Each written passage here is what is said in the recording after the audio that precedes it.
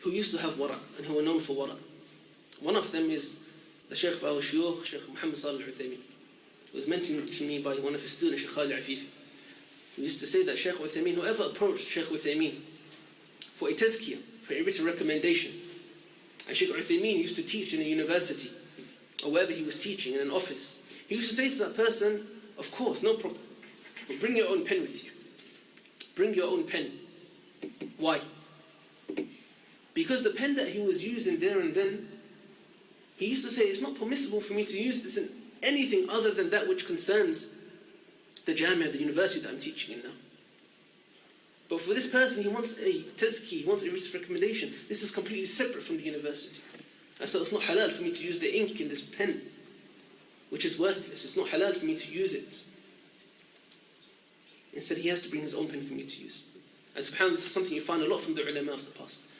First and foremost amongst the Imam Ahmad, rahimahullah ta'ala. And I remember once in the faculty of hadith, we were studying it with Sheikh Abdul al-Abid, who was takhrij, and a brother at the back of the class, his phone died, battery was finished.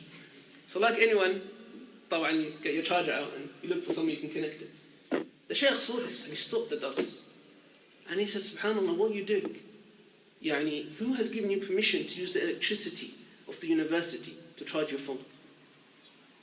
Is it halal for you to use it or not? These are the level of wara that we should have. But it's important to understand, ya ikhwa, that this level of wara isn't for everyone. It isn't for everyone, ya ikhwa.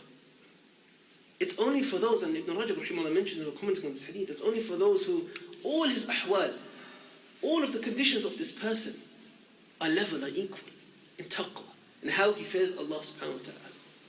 You can't have a person, na'udhu billah, he's out committing every single haram under the sun. Yet subhanAllah, when it comes to charging his phone using the electricity of someone, he's like, oh, ma nabi halal akhi. This is junoon, this form of madness. Right? So even upon us, when we advise everyone, advise our ikhwah to have wara', we have to keep in mind who exactly we're addressing with this wara'. Right? Because this wara' might in turn, subhanAllah, might repel someone from coming closer to the deen. It depends on the person. And this is exactly how the ulama used to treat one another. So it's not mustab'ad, it's not unbelievable for the Sheikh Abdul Samad to speak to this talib ilm, because he was talib ilm, a sin of knowledge in Medina. But if any ami, random person came, would it be from one's intellect to address him in the same way? Of course not. So this is the fa'idah, inshaAllah ta'ala. And with that I conclude this hadith. We ask Allah subhanahu wa ta'ala to assist us in gaining wara' and for us to purify our hearts from the-shubuhat and the-shahawat. We ask Allah Jalla wa Ala to make that which we learn beneficial and for us to act upon it and to spread it. And we ask Allah Jalla wa Ala to accept this dars from us and for us to leave this dars with all our sins being forgiven and from being the most beloved slaves to Allah Jalla wa Ala. وصلى الله وسلم وبارك على نبينا محمد وعلى آله وصحبه أجمعين.